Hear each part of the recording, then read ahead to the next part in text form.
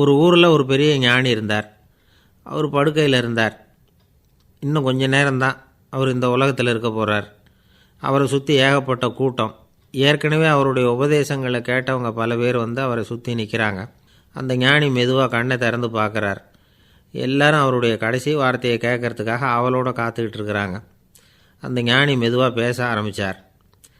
நான் என்னுடைய வாழ்நாள் பூராவும் உங்களுக்கு நிறைய போதனைகள் சொல்லிக்கிட்டு இருக்கிறேன். பேரானந்தம், மகிழ்ச்சி, தியானத்தன்மை இதை பற்றியெல்லாம் சொல்லியிருக்கிறேன். இப்போ நான் வேறு ஒரு கரைக்கு போய்கிட்டுருக்கிறேன். நான் இனிமேல் இந்த கரையில் இருக்க மாட்டேன். நீங்கள் நான் சொன்னதையெல்லாம் கேட்டீங்க, ஆனால் எதையும் நீங்கள் வந்து நடைமுறைப்படுத்தி பார்க்கல. எல்லாம் கேட்டதோடு சரி, அதோடு விட்டுவிட்டீங்க. அப்புறம் அதை தள்ளி போட்டுக்கிட்டே வந்துட்டீங்க.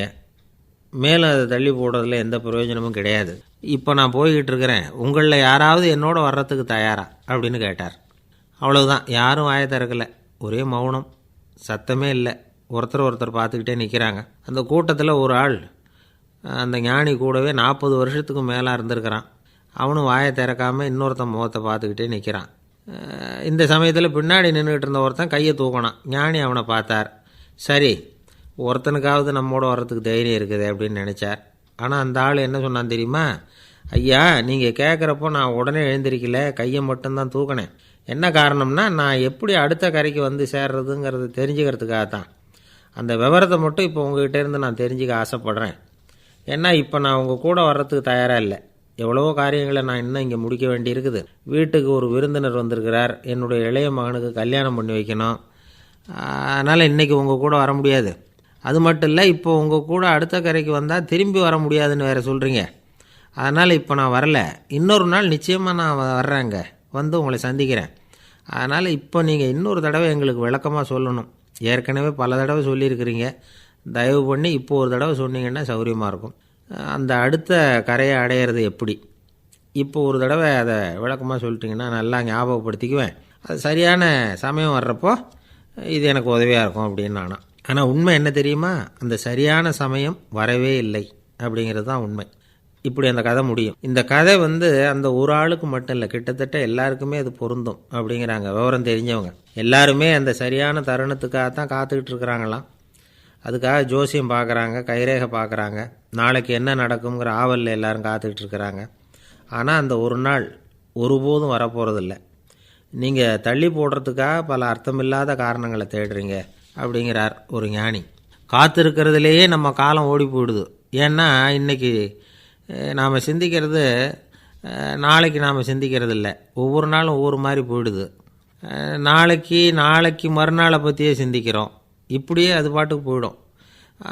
கரையை தொட்டு பார்க்குறது எப்போ? இதுதான் கேள்வி. நமக்கு வேண்டியப்பட்ட ஒருத்தர் ஒரு ரயில்வே பிளாட்ஃபாரத்தில் நின்றுட்டு இருக்கிறார். அங்கே இருக்கிறவங்ககிட்ட கேட்குறாராம், விசாரிக்கிறார். ஏங்க கிழக்க போகிற ரயில் போயிட்டுதுங்களான்னாராம். போயிட்டுதுன்னு இருக்கிறாங்க. கொஞ்ச நேரம் கழித்து ஏங்க மேற்க போகிற ரயில் போயிட்டுதுங்களான்னு கேட்டிருக்காரு. போயிட்டுதுங்களான்ருக்காங்க. அப்புறம் கொஞ்சம் நேரம் கழித்து மறுபடியும் ஏங்க 10:30 மணி வண்டி போயிட்டுதான்னு கேட்டிருக்காரு. தொடர்ந்து காலையிலேருந்து சாயந்தரம் வரைக்கும் இப்படி ஒரே இடத்துல நின்றுட்டு கேட்டுக்கிட்டே இருக்கிறார். இதை பார்த்துக்கிட்டு இருந்த ஒருத்தர் அவர்கிட்ட வந்து ஏங்க நீங்கள் எங்கே போகணும் அப்படின்னு கேட்டாராம். இவர் மெதுவாக சொன்னாராம், இந்த ரயில்வே லைனை தாண்டி அந்த பக்கம் போகணும் அப்படின்னாராம். நம்பிக்கை இல்லைன்னா இந்த உலகத்தில் நாம் வந்து நடமாடவே முடியாது. அவநம்பிக்கையோடு இருந்துக்கிட்டு இருந்தால் என்றைக்கும் அவஸ்தை தான். நாம் நம்புறது நடக்குதோ இல்லையோ அது வேறு விஷயம். ஆனால் எதையும் நம்பி தான் நாம் அடி வைக்க வேண்டியிருக்கு. வேறு ஒன்றும் வேணாம். ஒரு லாட்ரி சீட்டு வாங்குகிறோம். அது எங்கே நமக்கு விழப்போகுது அப்படிங்கிற அவநம்பிக்கையோடவா வாங்குகிறோம்? பரிசு நமக்கு தான் அப்படிங்கிற நம்பிக்கை உள்ளூர இருக்கிறதுனால தான் அதை வாங்குகிறோம். இருந்தாலும் முடிவு வேறு மாதிரி ஆகிடுது. அதுக்காக மனசு சோர்ந்து போகிறதில்ல. அடுத்த மாதமும் சீட்டு வாங்குகிறோம். இந்த நம்பிக்கை தான் மனித வாழ்க்கைக்கு ஆதாரம். ஒரு கடையில் போய் டீ சாப்பிட்றீங்க. அந்த டீ நல்ல டீ தானா, அதில் விஷம் கலந்துருக்குமா அப்படிங்கிற சந்தேகம் வந்துட்டுதுன்னு வச்சுங்க. அதுக்கப்புறம் அதை எப்படி நீங்கள் சாப்பிட முடியும்? நம்பி தான் சாப்பிட்ணும். ரயில் ஒழுங்காக போய் சேருங்கிற நம்பிக்கை இருக்கிறதுனால தான் அதில் ஏறி உட்காடுறோம். லெட்டர் ஒழுங்காக போய் சேருங்கிற நம்பிக்கை இருக்கிறதுனால தான் பெட்டியில் போடுறோம். சரி, நம்ம கதையெல்லாம் நம்மளோட இருக்கட்டும். மனித நம்பிக்கை வந்து எந்த அளவுக்கு உறுதியாகவும் அறிவுபூர்வமாகவும் இருக்கணுங்கிறதுக்கு அலெக்சாண்டர் வாழ்க்கையில் நடந்த ஒரு சம்பவத்தை உதாரணமாக சொல்லலாம். இந்த உலகத்தையே ஜெயிக்கணும்னு புறப்பட்டார் அலெக்சாண்டர். ஒரு கட்டத்தில் அவர் சிட்னஸ் நதி கரைக்கு வந்து சேர்ந்தார். அந்த சமயத்தில் அவருக்கு கடுமையான நோய் வந்துட்டுது. அவர் கூடவே வந்திருந்த கிரேக்க வைத்தியர்கள் என்னென்னமோ முயற்சியெல்லாம் பண்ணி பார்த்தாங்க. இருந்தாலும் அலெக்சாண்டருக்கு வந்திருக்கிறது என்ன நோய்ங்கிறத அவங்களால கண்டுபிடிக்க முடியல. ஏன்னா அந்த பகுதியில் உள்ளவங்களுக்கு மட்டுமே அதிகமாக வரக்கூடிய ஒரு வினோதமான நோயாக இருந்தது அது. ஆனால் அவர் இருக்கிற இடம் எதிரியோட இடம், பாரசீக மன்னனோட ஆளுகைக்கு உட்பட்ட இடம். என்ன பண்ணுறது அப்படின்னு எல்லாரும் யோசனை பண்ணாங்க. பாரசீக மன்னனோட அரண்மனையில் இருக்கிற வைத்தியர் வந்தால் இந்த நோயை குணப்படுத்தி விடுவார் அப்படின்னு சொன்னாங்க. இருந்தாலும் எதிரியோட நாட்டில் இருக்கிற வைத்தியரை கூப்பிட்டு எப்படி நம்பி வைத்தியம் பார்க்க சொல்கிறது அப்படின்னு சொல்லி எல்லோரும் தயங்கினாங்க. ஆனால் அலெக்சாண்டர் தயங்கலை. பரவாயில்ல, அழைச்சிட்டு வாங்கன்னு விட்டார். உடனே அவரை போய் அழைச்சிட்டு வந்துட்டாங்க. அவர் வந்தார். அலெக்சாண்டர் உடம்பை பரிசோதனை பண்ணி பார்த்தார். சரி, இதை குணப்படுத்தி விடலாம், பயப்பட வேண்டியதில்லை. ஆனால் இதுக்கு ஒரு மூலிகை ரசம் தயார் பண்ணி கொடுக்கணும். நான் போய் அதை தயார் பண்ணிவிட்டு 2 நாளில் திரும்பி வந்துடுறேன் அப்படின்னு சொல்லிவிட்டு போனார் அந்த வைத்தியர். அதே மாதிரி 2 நாளில் திரும்பி வந்தார் மூலிகை ரசத்தோடு. இதுக்கு இடையில் அலெக்சாண்டரோட தளபதிகளில் ஒருத்தர் ரகசியமாக ஒரு எச்சரிக்கை கடிதம் கொடுத்து அனுப்பியிருக்கிறான். அதை வாங்கி என்ன விஷயம்னு பார்த்தார். இப்போ உங்ககிட்ட வந்திருக்கிற எதிரி நாட்டு வைத்தியரை நம்பாதீங்க, அவன் கொண்டுகிட்டு வந்திருக்கிற மூலிகை ரசத்தில் விஷம் கலந்துருக்குது அப்படின்னு அதில் எழுதியிருக்கு. அதை பார்த்தார் அலெக்சாண்டர். இருந்தாலும் கொஞ்சம் கூட அலட்டிக்கலை. வைத்தியர் கொடுத்த மருந்தை வாங்கி கடகடன்னு குடிச்சுட்டு அதுக்கப்புறம் அந்த கடிதத்தில் இருந்த விஷயத்தை அந்த வைத்தியர்கிட்ட சொன்னார். வைத்தியர் திகைச்சு போயிட்டார். தன் மேலே அலெக்சாண்டர் வச்சுருக்கிற நம்பிக்கையை பார்த்து அவருக்கு ரொம்ப வியப்பு. வைத்தியர் உண்மையிலேயே நல்ல மருந்து தான் கொண்டுகிட்டு கொடுத்துருக்கிறார், அதில் விஷம்லாம் எதுவும் கலக்கலை. அதுக்கப்புறம் அலெக்சாண்டர் அந்த வைத்தியரை பார்த்து சொன்னாராம், நம்பிக்கைங்கிற அச்சாணியை ஆதாரமாக வச்சுக்கிட்டு தான் இந்த உலகம் சுற்றிக்கிட்டு இருக்குது. எனக்கு எதிரியாக இருந்தாலும் பாரசீக மன்னர் ரொம்ப பெரியவர். அப்பேற்பட்ட மன்னருடைய அரண்மனை வைத்தியர் தொழில் நேர்மை இல்லாதவராக இருக்க மாட்டார். அப்படி இருந்தால் அவரை அரண்மனை வைத்தியராக வச்சிருக்கவே மாட்டாங்க அப்படின்னு நம்பினேன். என்னுடைய நம்பிக்கை வீண் போகலை அப்படின்னாராம். இதுதான் மானுட நம்பிக்கைங்கிறது. இந்த காலத்துலேயும் இது மாதிரி இந்த மானுட நம்பிக்கை ரொம்பவும் சாமர்த்தியமாக கையாளுகிற கெட்டிக்காரங்க சில பேர் இருக்கிறாங்க. இந்த காலத்து குரு, அவருக்கு ஒரு சிஷ்யன். குரு முன்னாடி அந்த சிஷ்யன் ரொம்ப பணிவாக நின்று, குருவே, உங்கள் கையால் விஷத்தை கொடுத்தாலும் அதை வாங்கி மடமடன்னு குடிச்சிருவேன் அப்படின்னா. உன்னுடைய குரு பக்தியை மெச்சினேன் அப்படின்னார் குரு. அதுக்கு அந்த சிஷ்யன், அப்படி இல்லை குருவே, உங்கள்கிட்ட சிஷ்யனாக இருக்கிறத விட உங்கள் கையால் விஷத்தை வாங்கி குடிச்சு விட்றது ரொம்ப நல்லது, அதனால தான் அப்படி சொன்னேன் அப்படின்னா. ஒரு குரு, இளம் சீடர்கள் எதிரில் உட்காந்துருக்கிறாங்க. குரு பாடம் நடத்திக்கிட்டு இருக்கிறார். சீடர்களுக்கு ஒரு ஆசை, அதாவது ஒரு முக்கியமான மந்திரத்தை நம்ம குருநாதர்கிட்ட இருந்து கற்றுக்கணும் அப்படிங்கிறது அவங்க ஆசை. அது என்ன மந்திரம்னா, இறந்தவரை உயிர்ப்பிக்கக்கூடிய புனித மந்திரம், அதாவது செத்தவங்களுக்கு மீண்டும் உயிர் உண்டாக்குகிற மந்திரம். குருவே, தயவு பண்ணி அந்த மந்திரத்தை எங்களுக்கு உபதேசிக்கணும் அப்படின்னு கேட்டாங்க. அது ரொம்ப ஆபத்தானது, அது என்னத்துக்கு உங்களுக்கு வேண்டாமேன்னாராம் குரு. எங்களுடைய நம்பிக்கை உறுதிப்படுறதுக்காகத்தான் கேட்குறோம், வேற ஒன்றும் இல்லை அப்படின்னாங்களாம் சீடர்கள். பக்குவப்படாத அறிவுங்கிறது ரொம்ப ஆபத்தானது அப்படின்னாராம் குரு. இது சீடர்களுக்கு புரியல. அது எப்படிங்க பக்குவப்படாத அறிவு ஆபத்தானதுன்னு சொல்கிறீங்க, அப்படின்னா என்ன அப்படின்னு கேட்டிருக்காங்க சீடர்கள். குரு அதுக்கு விளக்கம் கொடுத்தாராம். அந்த மந்திரத்தை எப்போ பயன்படுத்தணுங்கிறது முக்கியம். அதை அறியக்கூடிய ஞானம் ஏற்படுகிற வரைக்கும் அதை தெரிஞ்சுக்காமல் இருக்கிறது தான் நல்லது, இல்லைன்னா ஆபத்துன்னாராம். ஆனால் அந்த சீடர்கள் அதை கேட்குற மாதிரி இல்லை, ரொம்ப பிடிவாதம் பண்ண ஆரம்பிச்சிட்டாங்க. சரி வாங்க சொல்கிறேன்னார் குரு. எல்லோரும் வந்தாங்க. அந்த புனித மந்திரத்தை அவங்களுக்கு ரகசியமாக உபதேசம் பண்ணார். உபதேசம் பண்ணிவிட்டு அவங்களுக்கு எச்சரிக்கையும் கொடுத்தார்.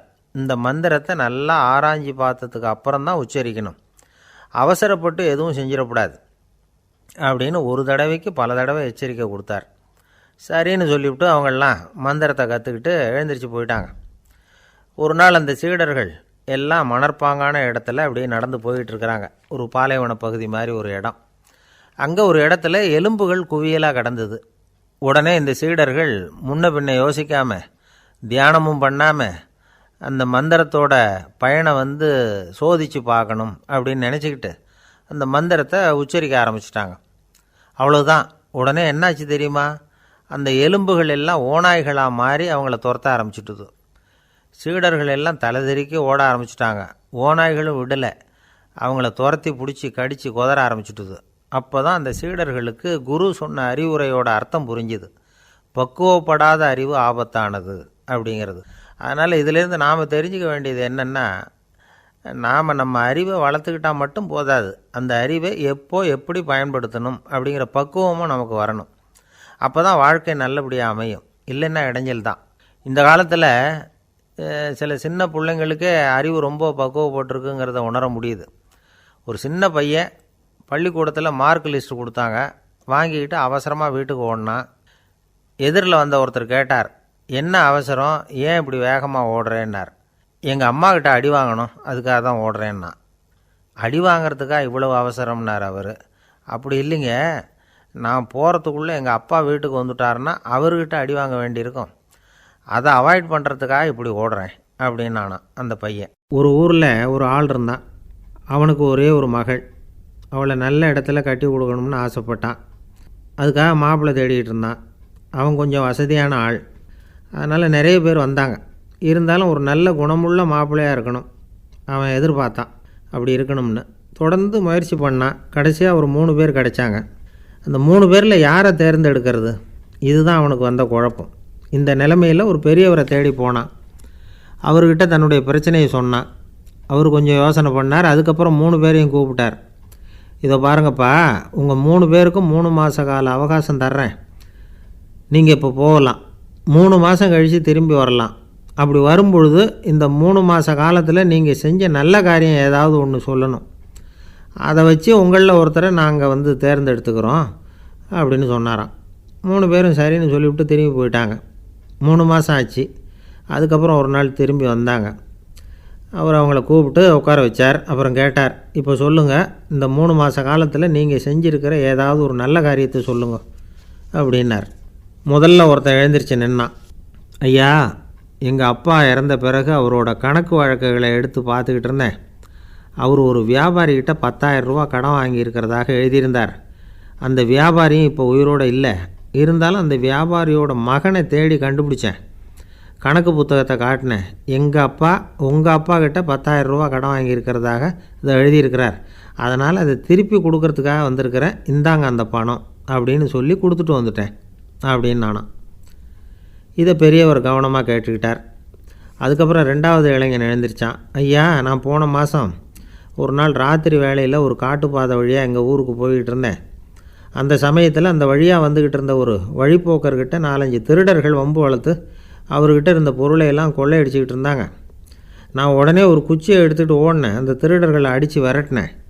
பொருளையெல்லாம் மீட்டு அந்த வழிப்போக்கர்கிட்ட ஒப்படைச்சேன். அவரை பத்திரமா அழைச்சிட்டு போய் அவர் வீட்டில் விட்டுட்டு வந்தேன் அப்படின்னு நானும். இதையும் பெரியவர் கவனமாக கேட்டுக்கிட்டார். அடுத்தபடியாக 3வது இளைஞன் எழுந்திரிச்சான். ஐயா, போன மாதம் ஒரு நாள் நான் ஒரு மலைப்பாதை வழியாக போய்கிட்டு இருந்தேன். மலைப்பாதை விளிம்பில் ஒரு மதகு கட்டை, அது மேலே ஒரு ஆள் படுத்து தூங்கிட்டு இருந்தான். அந்த பக்கம் தவறி உருண்டு விழுந்திருந்தான்னா அதில் பாதாளம். அது மலையடி வாரத்தில் போய் தான் விழணும், அவ்வளவு பள்ளம். அது தெரியாமல் அவன் பாட்டுக்கு தூங்கிட்டு இருந்தான். நான் உடனே அவன்கிட்ட ஓடி போய் குனிஞ்சு அவன் முகத்தை பார்த்தேன். அப்போ தான் புரிஞ்சுது, அவன் ஏற்கனவே எனக்கு தெரியும். அவனை எனக்கு நிறைய கெடுதல் பண்ணியிருக்கிறான், இடைஞ்சல் கொடுத்தவன். இருந்தாலும் ஐயோ பாவம்னு நினச்சி அவனை எழுப்பி பாதுகாப்பாக வேற ஒரு இடத்துல படுக்க வச்சுட்டு வந்தேன் அப்படின்னு நானும். பெரியவர் இதையும் கேட்டுக்கிட்டார். அதுக்கப்புறம் அவங்க 3 பேரையும் பார்த்து, நீங்கள் போகலாம், நாங்கள் யோசித்து முடிவு பண்ணி உங்களுக்கு சொல்லி அனுப்புகிறோம் அப்படின்னாராம். அந்த இளைஞர்கள் புறப்பட்டு போயிட்டாங்க. அதுக்கப்புறம் அந்த பெண்ணோட அப்பாவை பார்த்து சொன்னார், இந்த 3 பேருமே நல்ல பிள்ளைங்க தான், அதில் ஒன்றும் சந்தேகம் இல்லை. இருந்தாலும் இந்த 3 பேர் செஞ்ச செயல்களையும் ஒப்பிட்டு பார்க்க வேண்டியிருக்கு. முதல் இளைஞன் நேர்மைக்கு எடுத்துக்காட்டாக விளங்குறான். இந்த காலத்தில் இது மாதிரி இளைஞர்களை பார்க்குறது ரொம்ப கஷ்டம்தான். இருந்தாலும் அவன் கடமையை தான் செஞ்சான். 2வது இளைஞன் நல்ல வீரன், தைரியசாலி. ஒரு வீரன் எதை செய்யணுமோ அதைத்தான் இவன் செஞ்சான். இவன் ஒரு லட்சிய மனிதன். 3வது இளைஞன் தன்னுடைய பகைவனுக்கே உதவி செஞ்சுருக்கான். அவன் உயிரை காப்பாற்றியிருக்கிறான். பகைவனுக்கு அருள்வதுங்கிறது ஒரு சாதாரண மனுஷனால் செய்யக்கூடிய காரியம் இல்லை. பகையை மறக்கிறதும் பகைவனுக்கு அருள்வதும் தெய்வீக பண்புகள்.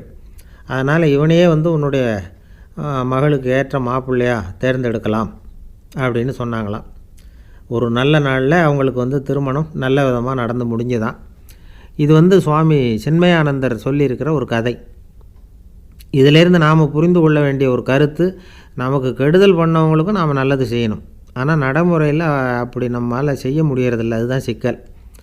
நம்மால் ஒருத்தங்கிட்ட கேட்டேன், ஏண்டா உன்னுடைய பகைவன் ஒருத்தன் அது மாதிரி ஒரு மலைப்பாதை மதகு கட்டையில் படுத்திருந்தா உடனே நீ என்ன நினைப்ப அப்படின்னு கேட்டோம். இது ஒரு அருமையான சந்தர்ப்பம்னு நினைப்பேன் அப்படின்னா. எதுக்குன்னு கேட்டோம். அவனை அந்த பக்கமாக உருட்டி கீழே தள்ளுறதுக்கு அப்படின்னா. ஒரு ஊரில் ஒரு ஞானி இருக்கிறார். ரொம்ப பெரிய ஞானி. ரொம்ப வயசாகிட்டுது. கடைசி காலத்தில் அவர்கிட்ட சில பேர் வந்தாங்க. உங்கள் குரு யார் அப்படின்னு கேட்டாங்க. அவர் நிமிர்ந்து பார்த்தார். எனக்கு ஆயிரக்கணக்கான குருமார்கள் உண்டு. அவங்க பேரெல்லாம் சொல்லணும்னா இந்த காலம் பத்தாது. ஆனால் முக்கியமான ஒரு 3 பேரை பற்றி மட்டும் உங்களுக்கு சொல்கிறேன் அப்படின்னாராம். அப்புறம் சொன்னார், அந்த 3 பேரில் ஒருத்தன் ஒரு திருடன். ஒரு சமயம் ஒரு பாலைவனம் வழியாக நான் போய்கிட்டு இருந்தேன். அப்போது வழி தவறி போய் ஒரு கிராமத்துக்கு போயிட்டேன். அது இருட்டு நேரம், நடு ராத்திரி, ஊரே உறங்கி போச்சு. அந்த நேரத்தில் ஒரு ஆள் மட்டும் ஒரு வீட்டு சுவத்தில் ஏதோ பண்ணி உள்ளே நுழையிறதுக்கு முயற்சி பண்ணிகிட்ருக்கிறான். அவங்கிட்ட போய் நான் இன்றைக்கி இங்கே எங்கே தங்க முடியும் அப்படின்னு கேட்டேன். அதுக்கு அவன், இந்த ராத்திரி வேளையில் அது ரொம்ப சிரமம், ஒரு திருடனோட உங்களால் தங்க முடியும்னா நீங்கள் என்னோட தங்கலாம் அப்படின்னா. நான் அவங்க கூட 1 மாதம் தங்கியிருந்தேன். ஒவ்வொரு நாள் ராத்திரியும் இப்போ நான் என்னுடைய வேலைக்கு போகிறேன், நீங்கள் ஓய்வு எடுத்துக்கோங்க அப்படின்னு சொல்லிவிட்டு போவான். அவன் திரும்பி வந்த உடனே உனக்கு ஏதாவது கிடச்சிதான்னு நான் கேட்பேன். அதுக்கு அவன், இன்றைக்கி ராத்திரி ஒன்றும் இல்லை, நாளைக்கு மறுபடியும் முயற்சி பண்ணுவேன் அப்படின்பா. எப்பவும் அவன் நம்பிக்கை இழந்ததே கிடையாது. எப்பவும் சந்தோஷமாகவே இருப்பான். நானும் ரொம்ப காலமாக தியானம் பண்ணிக்கிட்டே இருந்தேன். ஒன்றுமே நடக்கலை. ஆனால் நான் என்ன பண்ணேன் தெரியுமா? மனசு வருத்தப்படும், நம்பிக்கை இழந்துருவேன். அப்போல்லாம் அந்த திருடனுடைய விடாமுயற்சி தான் ஞாபகத்துக்கு வரும். அதனால் அந்த திருடன் எனக்கு ஒரு குரு. என்னுடைய 2வது குரு யாருன்னா அது ஒரு நாய். இது எப்படின்னா, ஒரு சமயம் எனக்கு ரொம்ப தாகமாக இருந்தது. ஒரு நதியை நோக்கி போய்கிட்டு இருந்தேன். அப்போது ஒரு நாயும் வந்தது. அதுக்கும் தாகம். ஓடி வந்து ஆற்றை பார்த்துது. அதோட நிழல் ஆற்றுல தெரிஞ்சுது. அதை பார்த்ததும் பயந்துட்டுது. அதாவது அது தன்னுடைய சொந்த உருவத்தையே கண்டு பயந்தது. அதை பார்த்து குறைக்குது, திரும்பி ஓடிச்சு. ஆனால் அதுக்கு தாகம் அதிகமாக இருந்ததுனால அது மறுபடியும் திரும்பி வந்தது. பார்த்தா மறுபடியும் தண்ணியில் நாயோட உருவம் தெரியுது. இப்படி சில தடவை பண்ணிச்சு. இருந்தாலும் கடைசியில் தண்ணியில் குதிச்சுட்டுது துணிஞ்சி. இப்படி குதித்த உடனே அதோட உருவமும் மறைஞ்சுட்டுது. இதை பார்த்தேன். நான் என்ன புரிஞ்சுக்கிட்டேன்னா, எவ்வளவு தான் பயம் இருந்தால் கூட ஒருத்தன் தைரியமாக காரியத்தில் இறங்கணும் அப்படிங்கிறத புரிஞ்சுக்கிட்டேன். இந்த போதனை அந்த நாய்கிட்ட இருந்து எனக்கு கிடைச்சிது. இது ஒன்று. அடுத்தது என்னுடைய 3வது குரு யாருன்னா அது ஒரு சின்ன குழந்தை. நான் ஒரு சமயம் ஒரு நகரத்துக்கு போனேன். அங்கே ஒரு குழந்தை எரிகிற மெழுகுவத்தி ஒன்று எடுத்துக்கிட்டு வந்தது. நான் அந்த குழந்தைய பார்த்து வேடிக்கையாக கேட்டேன், ஏன் பாப்பா இந்த மெழுகுவத்தியை நீயாவே கொளுத்துனியா அப்படின்னு கேட்டேன். ஆமான்னுது அந்த குழந்தை. சரி, இந்த மெழுகுவத்தி முன்னாடி எரியாமல் இருந்தது, இப்போ எரியுது. இந்த மெழுகுவத்திக்கு வெளிச்சம் எங்கேருந்து வந்தது, அதை எனக்கு காட்ட முடியுமா அப்படின்னு கேட்டேன் அந்த குழந்தைகிட்ட. இதுக்கு அந்த குழந்தை சிரிச்சுக்கிட்டு அந்த மெழுகுவத்தியை ஊதி அணைச்சுட்டுது. அதுக்கப்புறம் என்னை பார்த்து கேட்டுது, இப்போ இந்த மெழுகுவத்தியின் வெளிச்சம் போனதை பார்த்தீங்க இல்லையா, அது எங்கே போச்சுன்னு எனக்கு சொல்லுங்க அப்படின்னுது. அந்த குழந்தை இப்படி கேட்டதும் என்கிட்ட இருந்த ஆணவம் அழிஞ்சுட்டுது. நான் படித்ததெல்லாம் அந்த வினாடியில் சுக்கு நூறாக போயிட்டுது. என்னுடைய முட்டாள்தனத்தை நான் உணர்ந்தேன் அப்படின்னு இவ்வளவும் அந்த ஞானி விவரமாக சொன்னாராம். அதனால் நாம் இன்னார்கிட்டே இருந்து தான் இதை கற்றுக்கணுங்கிறது இல்லை, யாருக்கிட்டே இருந்தும் எதையும் கற்றுக்கலாம். நம்மால் ஒருத்தன் ஒரு நாய் வளர்த்துக்கிட்டு இருந்தான். அந்த நாய்க்கு வால் கிடையாது. யாரோ ஏற்கனவே வெட்டி எடுத்துட்டாங்க. இந்த நாய் தான் சார் எனக்கு குரு, அதுக்கிட்டே இருந்து கூட நான் பாடம் கற்றுக்கிட்டு இருக்கிறேன் அப்படின்னா. அப்படி என்ன கற்றுக்கிட்டேன் அந்த வால் இல்லாத நாய்கிட்டே இருந்து அப்படின்னு கேட்டோம்.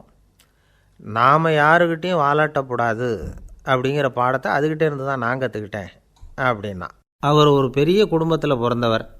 இருக்கிற சொத்துக்கள் எல்லாத்தையும் வாரி வழங்கிவிட்டு காட்டுக்கு புறப்பட்டார் தவம் செய்கிறதுக்காக.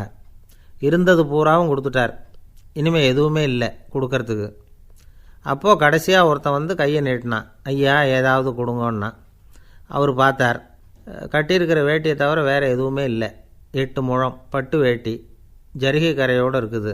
கடைசியாக அதை தான் எடுத்து கட்டிக்கிட்டு அவர் புறப்பட்டுக்கிட்டு இருக்கிறார். அவர் பார்த்தார், எதிரில் அவன் பரிதாபமாக நின்றுக்கிட்டு இருக்கிறான். அந்த 8 முழ வேட்டியை 2ஆக கிழிச்சார். 4 முழத்தை அவங்ககிட்ட கொடுத்துட்டு மீதி 4 முழத்தை தன்னுடைய இடுப்பில் கட்டிக்கிட்டு அவர் காட்டுக்கு போயிட்டார். இவன் என்ன பண்ணான் தெரியுமா? கையில் கிடைச்ச 4 முழத்தை எடுத்துக்கிட்டு கடை வீதிக்கு போனான். பழைய பட்டு வேட்டி ஜருகை இதெல்லாம் விலைக்கு வாங்குகிற வணிகர் ஒருத்தர் இருந்தார். அவர்கிட்ட போனான். இதை விலைக்கு எடுத்துக்கிறீங்களான்னு கேட்டான். அவர் வாங்கி பார்த்தார். ஆஹா, ரொம்ப அருமையான வேட்டி, விலை ஒசந்த ஜருகை, இது ஏது உனக்குன்னு கேட்டார்.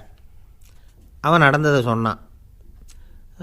அப்படின்னா ஒன்று செய், இந்த வேட்டியோட இன்னொரு பாதியையும் மெதுவாக வாங்கிட்டு வந்துடு, உனக்கு நிறைய பணம் தரேன் அப்படின்னார் அந்த வணிகர். இவன் கொஞ்சம் யோசனை பண்ணி பார்த்தான். கொஞ்சம் இருங்க, அதை வந்துவிட்றேன் அப்படின்னு சொல்லிவிட்டு நேராக காட்டுக்கு போனான். அவர் எங்கே இருக்காருன்னு தேடி கண்டுபிடிச்சான். அவர் ஒரு இடத்துல தவக்கோலத்தில் இருக்கிறார். கட்டியிருந்த இடைவேட்டியும் அவரை அறியாமலே நழுவி கீழே விழுந்து கிடக்குது. இவனுக்கு ரொம்ப வசதியாக போச்சு. அவரை கேட்க வேண்டிய அவசியமே இல்லை. மெதுவாக சத்தம் போடாமல் அடிமேல் அடி வச்சு நெருங்கினான். அவர் கண்ணை மூடிக்கிட்டு அவர் பாட்டு நின்றுக்கிட்டு இருக்கார். இவன் மெதுவாக போய் கீழே கிடந்த அந்த துணியை எடுத்துக்கிட்டு சத்தம் போடாமல் திரும்பி நடந்தான். அப்படி கொஞ்சம் தூரம் நடந்திருப்பான். அப்படி ஓட ஆரம்பிக்கிற சமயத்தில் அவன் காலில் கீழே கிடந்த முள் ஒன்று நறுக்குன்னு தைச்சி விட்டுது. வலி தாங்க முடியாமல் அம்மான்னு கத்திவிட்டான். இந்த சத்தத்தினால கண்ணை மூடி நின்றுக்கிட்டு இருந்த அவர் தவம் கலைஞ்சிது. மெதுவாக கண்ணை திறந்து பார்க்குறார். தன் இடையில் இருந்த வேட்டி அவன் கையில் இருக்குது. இப்போ அவர் நினைக்கிறாராம், இந்த வேட்டி மேலே நான் வச்ச ஆசை அல்லவா அவனை திருடன் ஆக்கிவிட்டுது அப்படின்னு நினச்சாரான். இது எப்பேற்பட்ட மனநிலைங்கிறத கொஞ்சம் யோசிச்சு பாருங்கள். தான் ஒரு பொருள் மேலே வைத்த பற்று இன்னொரு மனிதன் திருடனாக ஆகிறதுக்கு காரணமாயிட்டுதே அப்படின்னு நினைக்கிறார். அப்படி நினச்ச அவர் யார் தெரியுமா? அவர் தான் மகாவீரர். இழந்துட்டேங்கிறியே, நீ என்னத்தை கொண்டு வந்த இங்கே இழக்கிறதுக்கு? நீ என்னத்தை உண்டாக்குன இது அழிஞ்சுட்டுதுன்னு சொல்கிறதுக்கு? இது அவருடைய சிந்தனை. இன்றைக்கி நம்ம சிந்தனையெல்லாம் வேறு மாதிரி இருக்குது. ஒருத்தன் நடுத்தெருவில் உட்காந்து அழுதுகிட்டு இருந்தான். அந்த வழியாக வந்தவர் கேட்டார், ஏன்ப்பா அழற அப்படின்னு கேட்டார். 5 ரூபா சார், இந்த இடத்துல விழுந்துட்டுது, ரொம்ப நேரமாக தேடுறேன், கிடைக்காது போல இருக்கு அப்படின்னா. எப்போ தொலைஞ்சுது அப்படின்னு கேட்டார். அது எனக்கு தெரியாது சார், பணத்தை தொலைச்சவன் தேடி பார்த்துட்டு போயிட்டான், நான் அவனுக்கு பின்னாடி தேட வந்தவன் அப்படின்னு சொல்லிவிட்டு மறுபடியும் தேட ஆரம்பித்தானான். ஒருத்தர் ரொம்பவும் மகிழ்ச்சியாக வந்துக்கிட்டு இருந்தார். என்ன விஷயம்னு விசாரித்தேன். நான் தோற்று போயிட்டேன், அதுதான் மனசுக்கு மகிழ்ச்சியாக இருக்குது அப்படின்னார். எனக்கு இது ரொம்ப ஆச்சரியமாக போச்சு. இந்த உலகத்தில் தோற்று போகிறவங்க யாரும் மகிழ்ச்சியாக இருக்கிறதில்ல. அப்படி இருக்கிறப்ப இவர் இப்படி சொல்கிறாரே, எங்கே தோற்று போனீங்கன்னு கேட்டேன். அதுக்கப்புறம் தான் அவர் விவரமாக சொன்னார். என்னோடய 5 வயசு குழந்தையோடு நான் விளையாடிக்கிட்டு இருந்தேன். அந்த விளையாட்டில் என் குழந்தை ஜெயிச்சு விட்டுது, நான் தோற்று போயிட்டேன் அப்படின்னார் ரொம்ப உற்சாகமாக. நான் யோசித்து பார்த்தேன். அதாவது நாம் சின்ன குழந்தையாக இருக்கிறப்போ எந்த விளையாட்டில் கலந்துக்கிட்டாலும் அதில் நாம் தான் ஜெயிக்கணும்னு ஒரு வெறி நமக்குள்ளே இருக்கும். நம்மளை எதிர்த்து விளையாடுறவர் நல்லவரா கெட்டவரா, பெரியவரா சின்னவரா அப்படிங்கிறதெல்லாம் முக்கியம் கிடையாது. அவர் தோற்று போகணும், நாம் ஜெயிக்கணும், அதுதான் முக்கியம். எதிரியை சந்தோஷப்படுத்த விளையாடுகிற கலை அப்போ நமக்கு தெரியறதில்ல.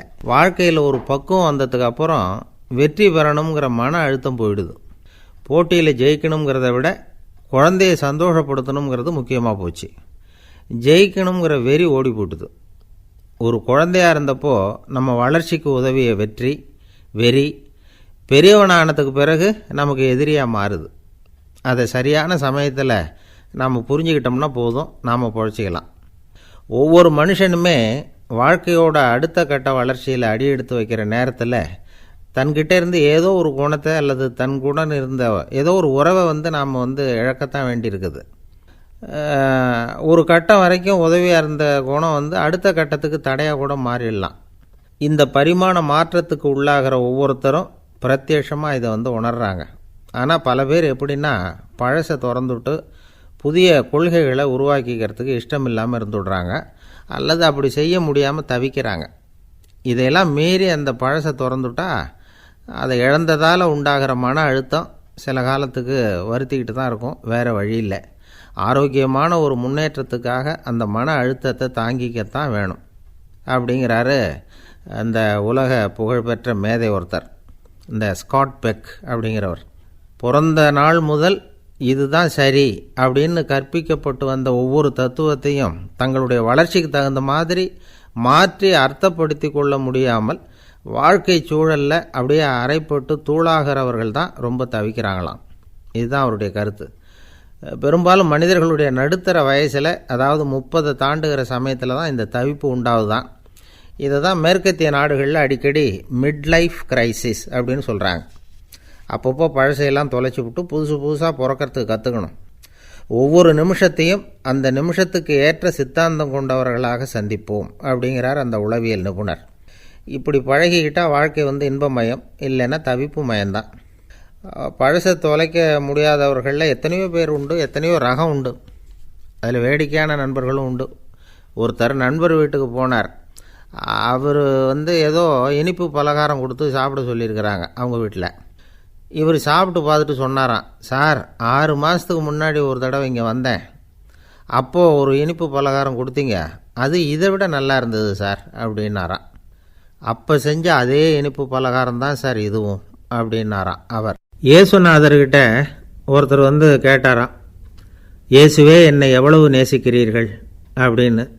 அவர் தன்னுடைய 2 கைகளையும் அகல விரித்து இவ்வளவு என்று சொல்லி சிலுவையில் உயிர் நீத்தார் அப்படின்னு சொல்லுவாங்க. அதாவது அந்த நேசிப்புக்கு எல்லை கிடையாது, அதே போல் மன்னிப்புக்கும் எல்லை கிடையாது. இது இயேசுநாதர் சொல்லி கொடுத்த ஒரு பாடம். இயேசுனுடைய சீடர்களில் ஒருத்தன் பீட்டர், அவன் ஒரு நாள் இயேசுநாதர்கிட்ட கேட்டிருக்கான், இயேசுவே நான் என்னுடைய தம்பிக்கிட்ட அடிக்கடி சண்டை போட்டுக்கிட்டு இருக்கிறேன், என்னுடைய சகோதரன் கூட, அவனை நான் எத்தனை தடவை மன்னிக்கிறது? ஏற்கனவே 7 தடவை அவனை மன்னிச்சுட்டேன் அப்படின்னு சொல்லியிருக்கிறான். அப்போது இயேசு சொன்னாராம், மன்னிக்கிறதுக்கு எத்தனை தடவைங்கிற கணக்கெல்லாம் கிடையாது. எத்தனை தடவை உன்னுடைய சகோதரன் உன்னை கோபப்படுத்துகிறானோ அத்தனை தடவை நீ மன்னிக்கிறதுக்கும் தயாராக இருக்கணும், அதுதான் அப்படின்னு சொன்னாராம். அப்போ இவனுக்கு ஒன்றும் புரியல, இது என்ன அவன் தப்பு பண்ணிக்கிட்டே இருப்பான், நாம் மன்னிச்சுக்கிட்டே இருக்கிறதா அப்படிங்கிறது மாதிரி குழப்பமாக இருந்திருக்கிறான். அப்போது இயேசுநாதர் தன்னுடைய சீடன் பீட்டர்கிட்ட ஒரு கதை சொன்னாராம். அந்த கதை இன்றைக்கு நாம் எல்லாரும் சிந்தித்து பார்க்க வேண்டிய ஒரு கதை. அதாவது மன்னிப்பை விரும்புகிறவர்கள் மன்னிக்கவும் தயாராக இருக்க வேண்டும் அப்படிங்கிறது தான் அந்த கதையினுடைய தத்துவம். அந்த இயேசுநாதர் சொன்ன கதை என்னென்னா, ஒரு மன்னர் இருந்தார். அவர் ஒரு நாள் அரண்மனையில் உட்காந்து கணக்கு வழக்குகள்லாம் பார்த்துக்கிட்டு இருந்தார். நம்ம அரண்மனையிலேருந்து யார் யார் அரசாங்க கடன் வாங்கியிருக்கிறாங்க, யார் யார் திருப்பி செலுத்தியிருக்கிறாங்க அப்படிங்கிற விவரத்தையெல்லாம் பார்த்துக்கிட்டு இருந்தார். அப்போ தான் புரிஞ்சுது, அந்த அரண்மனையில் வேலை செய்கிற ஒருத்தனே அரசாங்க கடன் வாங்கியிருக்கிறான். எவ்வளவு? 10,000 பொற்காசுகள் வாங்கியிருக்கான் கடன். இந்த 10,000 பொற்காசுகளை திருப்பி செலுத்தலை அரசாங்கத்துக்கு. இது மன்னர் கவனத்துக்கு வந்தது. உடனே நம்ம அரண்மனையில் இருக்கிறவனே அரசு கடன் வாங்கி திருப்பி செலுத்தாமல் இருக்கான், அவனை கூப்பிட்டு வாங்கன்னு சொல்லி கூப்பிட்டுட்டு வந்தாங்களாம். விசாரிச்சிருக்கிறாங்க, என்னப்பா நீ எவ்வளோ ஒன்று? ஆமாங்க 10,000 பொற்காசுகள் வாங்கியிருக்கிறேன், இன்னும் திருப்பி கட்டலைன்றிருக்கான். உடனே அவர் மன்னர் சொல்லியிருக்கிறார், நம்ம சட்டத்திட்டப்படி நீ உடனே பணத்தை திருப்பி கட்டிடு, அப்படி உன்னால் கட்ட முடியலன்னா உன்னுடைய வீடு வாசல் சொத்து சுகம் எல்லாத்தையும் விற்று அந்த பணத்தை அரசு கருவூலத்தில் சேர்த்துக்கிறதுக்கு நானே ஏற்பாடு பண்ணிடுறேன் அப்படின்னு அந்த மன்னர் சொன்னாராம். இவன் அப்படியே அதிர்ச்சி ஆகிட்டான், அப்படியே பொத்துன்னு காலில் விழுந்தானா, மன்னா என்னை மன்னிச்சுங்க, என்னால் முடியல, எனக்கு மன்னிப்பு கொடுங்க அப்படின்ட்டுருக்கான். உடனே அவர் எழுந்திரிச்சு, சரி நீ மன்னிப்பு கேட்டுவிட்ட, அதனால் உன்னை மன்னிக்கிறேன், நீ பணம் கட்ட வேண்டாம் அப்படின்னு சொல்லி அந்த மன்னர் அவனை விட்டுட்டாராம். பணத்தையும் தள்ளுபடி பண்ணிட்டார், நீ திருப்பி கட்ட வேண்டான்னு. இவனுக்கு ரொம்ப மகிழ்ச்சி, அதனால் ரொம்ப உல்லாசமாக வந்துக்கிட்டு இருக்கிறான். தெருவில் வந்துக்கிட்டு இருக்கிறப்ப இவங்கிட்ட கடன் வாங்கின ஒருத்தன் எதுக்கு வந்துக்கிட்டு இருக்கான். அவன் இவங்கிட்ட ஒரு 100 பொற்காசுகள் கடன் வாங்கியிருக்கான். அவன் வந்தான், இவன் போய் அவன் சாட்டையாக பிடிச்சிக்கிட்டான், நீ எப்படா என் கடனை திருப்பி கொடுக்க போகிறேன்னு. அவன் இப்போ முடியல, கொஞ்சம் பொறுத்துக்கா, அப்புறம் தரேன் இருக்கான். அதெல்லாம் முடியாது, நீ கொடுத்து தான் ஆகணும் அப்படின்னு இவன் புடிவமாக சொல்கிறான். இப்போ நிலைமையை பாருங்கள், இவன் ஏற்கனவே 10,000 பொற்காசுகள் அரசாங்கத்தில் கடன் வாங்கினா அதுக்கு மன்னிச்சு விட்டுட்டார் இவனை. ஆனால் இவன் இன்னொருத்தனை மன்னிக்கிறதுக்கு தயாராக இல்லை. இவங்கிட்ட கடன் வாங்கின இன்னொருத்தன் 10 பொற்காசுகள், அவனை மன்னிக்க தயாராக இல்லை. அவனை கொண்டு போய் நீதிமன்றத்தில் கொண்டு போய் நிறுத்தி தண்டனை வாங்கி கொடுத்துட்டான். நீதிபதி என்ன சொன்னார், அந்த இவன் வாங்கின பொற்காசுகளை திருப்பி கட்டுற வரைக்கும் ஜெயிலில் இருக்கணுங்கிறது தீர்ப்பு. ஆனால் உடனே அரசர் காதில் விழுந்தது. சொல்லிட்டாங்க, உங்ககிட்ட மன்னிப்பு வாங்கிட்டு போனானே ஒருத்தன், அவன் வந்து இன்னொருத்தனை மன்னிக்கிறதுக்கு தயாராக இல்லை, அவனை கொண்டு போய் ஜெயிலில் அடைச்சிட்டான் அப்படின்னு. உடனே மன்னர் பார்த்தார், இவனை மறுபடியும் கூப்பிட்டு வர சொன்னார். தபாரப்பா, நான் வந்து உன்னை மன்னிச்சு விட்டேன், ஆனால் நீ இன்னொருத்தனை மன்னிக்கிறதுக்கு தயாராக இல்லை, அதனால் என்னுடைய தீர்ப்பையும் மாற்றுறேன், நீயும் அரசு கடன் தீர்ற வரைக்கும் ஜெயிலில் தான் இருக்கணும் அப்படின்னு சொல்லி ஜெயிலுக்கு அனுப்பிச்சிட்டாராம். இப்படி ஒரு கதையை இயேசுநாதர் தன்னுடைய சீடருக்கு சொன்னதாக ஒரு வரலாறு. அது என்ன, அதிலேருந்து நாம் புரிந்து கொள்ள வேண்டியதுன்னா, நாம் வந்து மன்னிக்கப்படணும்னு நாம் விரும்புகிறோம்னா நாம் இன்னொருத்தரை மன்னிக்கிறதுக்கு தயாராக இருக்கணும். அதனால் நாம் வந்து இன்னொருத்தரை யாரையும் மன்னிக்க மாட்டோம், ஆனால் என்ன இன்னொருத்தரை மன்னிக்கணும் அப்படிங்கிறது மாதிரி செய்யக்கூடாதுன்னு சொல்லுவாங்க. அது மாதிரி நாம் வந்து இப்போ இது தப்பாக புரிஞ்சுக்கிறவங்களும் இருக்கிறாங்க. பாவம் மன்னிப்புங்கிறதுலாம் எதுக்குன்னா, அதாவது மறுபடியும் பாவம் செய்யாமல் இருக்கிறதுக்காக தான். அதான் மன்னிக்கிறாரே அப்படிங்கிறதுக்காக மறுபடியும் பாவம் பண்ணிகிட்டு இருக்கிறது இல்லை. அதான் ஒருத்தர் கேட்டாராம், பாவத்திலேருந்து மன்னிப்பு கிடைக்கணும்னா நீ என்ன செய்யணும் அப்படின்னு கேட்டிருக்கார். அதுக்கு அவன் சொல்லியிருக்கிறான், நான் முதல்ல பாவம் செய்யணும், அப்போ தானே மன்னிப்பு கிடைக்கும் அப்படின்னு நானாம். இப்படிப்பட்டவர்கள் தான் இன்றைக்கி உலகத்தில் அதிகமாக இருக்கிறாங்க. அதனால் இந்த மன்னிப்பின் மகத்துவங்கிறது இயேசுநாதர்கிட்டேருந்து தான் நாம் புரிஞ்சுக்கணும். அந்த இயேசு சொன்ன அந்த மன்னிக்கிற மனோபாவம் இருந்தால் இன்றைக்கி உலகம் பூராவும் அமைதி பூங்காவாக இருக்கும். அதில் ஒன்றும் ஆச்சரியமே இல்லை, அதில் ஒன்றும் சந்தேகமும் இல்லை. அதனால் மன்னிக்கிற மனோபாவத்தை நாம் எல்லாரும் நமக்குள்ளே வளர்த்து கொள்ள வேண்டும் அப்படிங்கிறது தான் நாம் இன்றைக்கு எல்லோரும் சிந்தித்து பார்க்க வேண்டிய ஒரு செய்தி. ஒரு நாள் ஒரு தகப்பனார் தன்னுடைய பிள்ளையை அழைச்சிட்டு வந்தார். சார், இவன் சரியாக படிக்க மாட்டேங்கிறான், பெரியவங்களை மதிக்க மாட்டேங்கிறான், நீங்கள் கொஞ்ச நாள் இவனுக்கு குருவாக இருந்து நல்ல விஷயங்களை சொல்லி கொடுத்தா தேவையில்லைன்னார். பெரியவங்களையும் மதிக்காதவன் எப்படி என்ன மதிக்க போகிறான் அப்படிங்கிறது நமக்கு யோசனை வரும் இல்லையா? வேணாங்க, என்னை விட்டுருங்க அப்படின்னோம். அவர் விட மாட்டேன்னு விட்டார். இல்லைன்னா அவரே சிஷ்யன் ஆகிடுவார் போல இருந்தது. சரி, வேறு வழி இல்லாமல் அந்த பையனையே என்னுடைய சீடை நான் ஏற்றுக்கிட்டு உபதேசம்லாம் பண்ண ஆரம்பித்தோம். அதாவது குரு பக்தின்னா அது எப்படி இருக்கணுங்கிறத பற்றி சொல்லி கொடுத்தோம் அவனுக்கு. சதமகர் அப்படின்னு ஒரு குரு இருந்தார், அவருக்கு ஒரு சீடர். அவன் பேர் துளசி சைதன்யன், நைஷ்டிக பிரம்மச்சாரி. தன்னுடைய குருவுக்கு எந்த நேரத்தில் எது தேவைங்கிறத புரிஞ்சுக்கிட்டு சேவை செய்கிறவன்.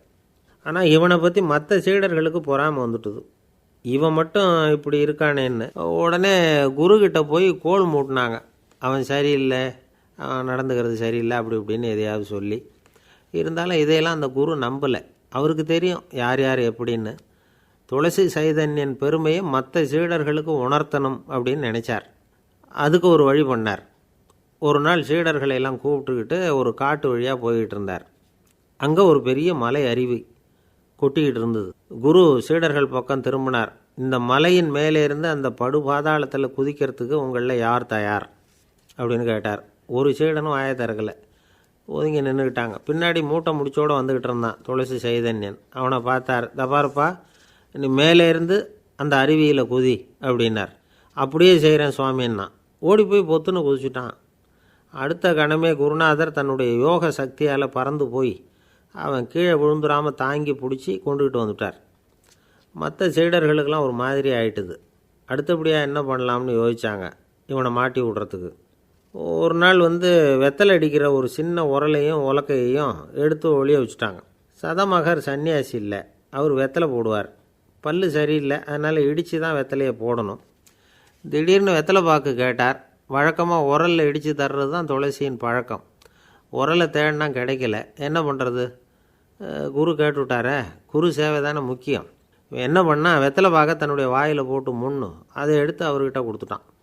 குரு எதையோ படிச்சுக்கிட்டே அதை வாங்கி வாயில் போட்டுக்கிட்டார். துளசி இன்றைக்கி தாம்பூலம் நல்லா இடிக்கப்பட்டிருக்கு, ருசியாக வேறு இருக்குது, அதை இடித்த பாத்திரத்தை என் கண்ணால் பார்க்கணும்னு ஆசையாக இருக்குன்னு விட்டார். அதை மட்டும் அனுப்பி போய் நீ வர வேண்டான்னு வேற சொல்லிவிட்டார். இதை கேட்டதும் துளசி தவிச்சு போயிட்டான். இவன் போகாமல் எப்படி வாயை மட்டும் அனுப்பி வைக்க முடியும்? இவன் தவிக்கிறத பார்த்ததும் மற்ற சீடர்களுக்கெல்லாம் மனசுக்குள்ளே ரொம்ப சந்தோஷம். துளசி கொஞ்சமும் யோசிக்கலை, வாழை எடுத்தான், தன்னுடைய தலையவே அப்படியே அறுத்து வெட்டி எடுத்தான். இன்னொரு சீடங்கிட்ட கொடுத்துட்டான், எடுத்துகிட்டு போகணுன்னு சொல்லி கொண்டுட்டு போய் குரு முன்னாடி வைக்கிறாங்க. அந்த தலையில் வாய் திறந்துருக்கு, வெத்தலை போட்டு முன்னு இருந்தது, தெரிஞ்சு போச்சு, சிவப்பாக இருந்தது. அவனுடைய குரு பக்தியை இப்போ எல்லாரும் ஒத்துக்கிட்டாங்க. அதுக்கப்புறம் குரு சதமகர் தன்னுடைய அற்புத திறமையினால் அந்த தலையை மறுபடியும் ஒட்ட வச்சுட்டார். துளசிக்கு உயிர் வந்துட்டுது. இப்படி ஒரு பெரிய கதை உண்டு. அதாவது துளசி சைதன்யன் அவனுடைய குரு பக்தி எப்படி அப்படின்னு கேட்டோம். ரொம்ப அபாரம் அப்படின்னா அந்த பையன் அடக்கமாக அது சும்மா விளையாட்டுக்காக தான் அப்படி அவங்ககிட்ட கேட்டோம். ஏன்பா உன்னுடைய குரு பக்தியை என்கிட்ட காட்டுறதுக்கு உன்னோட கழுத்தை நீயே அறுக்கணும்னு நான் சொன்னேன், அதை நீ செய்வியா அப்படின்னு கேட்டோம். என்னுடைய கழுத்தை நானே அறுக்க வேண்டிய அவசியம் இல்லை சார் அப்படின்னா அவன். ஏண்டான்னு, அதே காரியத்தை தான் இனிமேல் நீங்கள் தினமும் செய்ய போகிறீங்களே சார் அப்படிங்கிறான். இந்த உலகத்தில் எல்லாருக்கும் மகிழ்ச்சி தரக்கூடிய ஒரு பொருள் எது? இது ஒரு முக்கியமான கேள்வி. இந்த கேள்விக்கு பொருத்தமான ஒரு பதிலை உங்களால் சொல்ல முடியுமா? அதாவது கொஞ்சம் யோசித்து பார்த்தா பணம்னு சொல்லலாமா? இப்போ கையில் காசு இல்லாதவங்ககிட்ட ஒரு 10 ரூபாயை கொடுத்தா அது அவனுக்கு சந்தோஷத்தை கொடுக்கும். ஏற்கனவே வருமான வரி பிரச்சனையில் சிக்கி இருக்கிறவர்கிட்ட இன்னும் கொஞ்சம் பணம் இந்தாங்கன்னு சொல்லி கொடுத்தோம்னா அது அவருக்கு சங்கடத்தை தான் கொடுக்கும். அதனால் அந்த கேள்விக்கு பணங்கிறது பொருத்தமான பதிலாக இருக்க முடியாது. கேள்வி என்னன்னா, இந்த உலகத்தில் எல்லாருக்கும் மகிழ்ச்சி தரக்கூடிய ஒரு பொருள் எது? சரி, இனிப்புன்னு சொல்லலாமா? ஏன்னா எல்லாருக்கும் இனிக்க தானே செய்யும். அதுலேயும் ஒரு சிக்கல் இருக்குது. சர்க்கரை வியாதிக்காரங்களுக்கு அது என்ன சந்தோஷத்தையாக கொடுக்கும்? ஆக எல்லாருக்கும் வேறுபாடு எதுவும் இல்லாமல் மகிழ்ச்சியை கொடுக்கக்கூடியது வேறு ஏதோ ஒன்று இருக்குது. அது என்னன்னு கண்டுபிடிக்கணும். அதுதான் இன்றைக்கி தகவல். இப்போ அதை கண்டுபிடிக்கணும்னா இந்த கதையை கேட்கணும். அது என்ன கதைன்னா, ஒரு ஊரில் ஒரு ராஜா இருந்தார். அவருக்கும் இதே சந்தேகம் வந்துட்டுது. அதாவது எல்லாருக்கும் இன்பம் தரக்கூடிய பொருள் எது அப்படின்னு. இதுக்கு பதில் தெரிஞ்சுக்கிறதுக்கு ஆசைப்பட்டார். சரி, அதுக்கு என்ன செய்யலாம்னு யோசனை பண்ணார். நாட்டு மக்களுக்கு பகிரங்கமாக ஒரு அறிவிப்பு கொடுத்தார். நம்ம நாட்டு மக்கள் இன்பம் தரக்கூடிய பொருள் எதுன்னு நினைக்கிறாங்களோ அதை கொண்டுக்கிட்டு அரண்மனையில் உள்ள கண்காட்சி மண்டபத்தில் வைக்கலாம்.